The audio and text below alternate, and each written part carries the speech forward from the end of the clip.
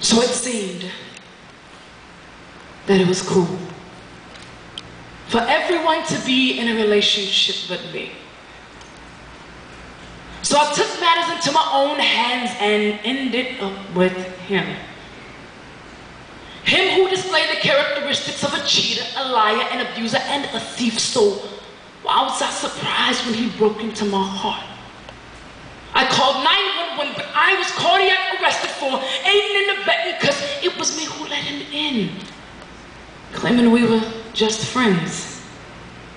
See, the problem for me is that already in the beginning, by the first date, I was sure he was the one. Not just from the physical, but in the mental, I was sure he was the one. But see, I thank Christ for his blood pressure case to give this heart an attack that flatlined my obscured vision, put me flat on my back. Through my ignorance he saw, so through my sternum he saw it and cracked open my chest to transplant Psalms 51:10. A new heart and a renewed right spirit within. So now I fully understand, but yet I thoroughly comprehend how much I need to wait for you. See, the bad thing is that I know he wasn't you from the beginning. Because in the beginning was the Word, and he didn't even sound or shine like your son. Out of the abundance of the heart, the mouth speaks, and all he could whisper was sweet, empty nothings, which meant nothing. He couldn't even pray when I needed him to. Asking him to fast would be absurd, so forget about being cleansed and washed with water through the Word. But I know you. You are already praying for me. Even never having met me, let me assure you, I will wait for you. I will no longer date, socialize, or communicate with carbon copies of you to appease my boredom or to quench my thirst and desire for attention and short-lived compliments from sorta kinders. You know, he's sorta kinda right, but he's sorta kinda wrong. His first name Luke, his last name Warm. I won't settle for false companionship. I won't lay in the embrace of his arms, attempting to find some closeness, but never feeling so far apart because I just want to be held. Because all I gotta do is say no. No more almost sessions of almost coming close, passing winks and buying drinks, because I'm a flirt. See, I'm a flirt who flirts with the ideology of, can you just tell me how much I can get away with and still be saved? No more. I'll stay in my bed, alone, and write poems about how I will wait for you. He won't even come close. Our fingers won't even interlock. We won't even exchange breath, because I have thoughts that I've saved as and a file that God has only equipped you to open.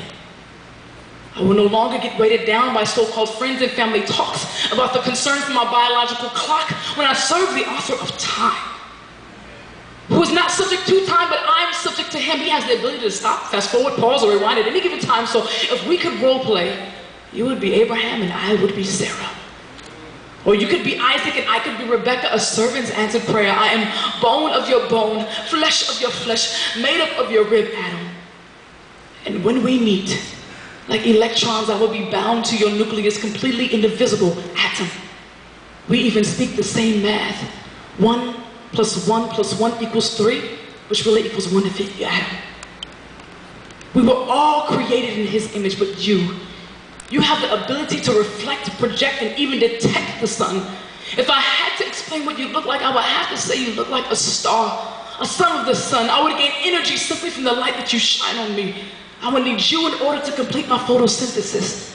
I await your revelation, but once again from the Genesis, I will wait for you. And I will know you, because when you speak, I will be reminded of Solomon's wisdom.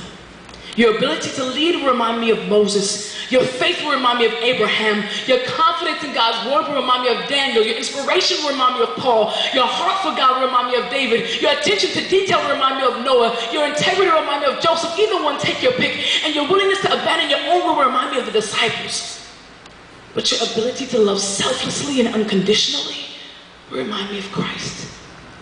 But I won't need to identify you by any special Matthews or any special marks, because his word will be tatted all over your heart.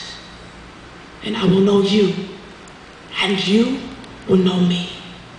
And you will find me where the loyalty of Ruth meets the boldness of Esther, where the hospitality of Lydia is aligned with the submission of Mary, which is engulfed in the tears of a praying Hannah, I will be the one, drenched in Proverbs 31, waiting for you. But to my Father who has known me before I was birthed into this earth, only if you should see fit.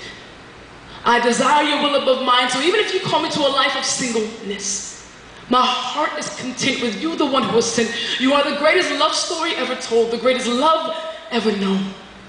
You are forever my judge, and I'm forever your witness. And I pray that I'm always found on a mission about my Father's business. I will always be yours, and I will always wait for you, Lord. More than the watchmen wait for the morning. More than the watchmen wait for the morning, I will wait. Thank you. One more time for my brother Ezekiel. Give it up.